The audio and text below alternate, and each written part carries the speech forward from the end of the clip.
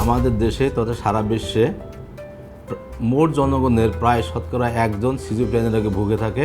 Schizophrenia রোগ যখন হয় তখন রোগীর মধ্যে বিভিন্ন ধরনের সমস্যা দেখা দেয়। যেমন প্রথম সমস্যা, তার মধ্যে খুব ভ্রান্ত ধারণা কাজ করে এবং সে কানে গায়েবে আওয়াজ শোনে।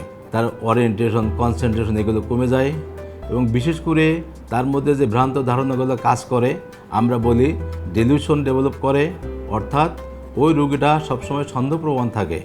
মানুষজন দেখলে মনে করে লোকজন তাকে নিয়ে আলোচনা করছে, তার সমালোচনা করছে, তাকে নিয়ে ষড়যন্ত্র করছে, তার একটা ক্ষতি করবে। এই ধরনের চিন্তাভাবনা তার মধ্যে একটা ভুল ধারণা কাজ করে এবং তাকে কখনোই এই ধারণা থেকে বের করা যায় না। এই জাতীয় সমস্যা যদি কোনো মানুষের মধ্যে কন্টিনিউয়াস 6 মাস অবস্থান করে তাহলে আমরা ধরে নিই এইটা সিজোফ্রেনিয়া রোগ। এই জাতীয় রোগ যখন হয় মানুষ ঝাড়ফুঁকের জন্য কবিরাজের কাছে যায়, হুজুরদের কাছে যায়। মানুষের ব্রেনে কিছু নিউরো ট্রান্সমিটার বা কেমিক্যাল সাবস্টেন্স থাকে যেগুলো মানুষের বিহেভিয়ার, আচার আচরণ সব কিছু নিয়ন্ত্রণ করে। এই জাতীয় রোগ হইলে কখনো ইগনোর করা দরকার নাই, অবহেলা করা দরকার নাই। চিকিৎসা নিলে এই রোগ 100% ভালো হয়ে যাবে।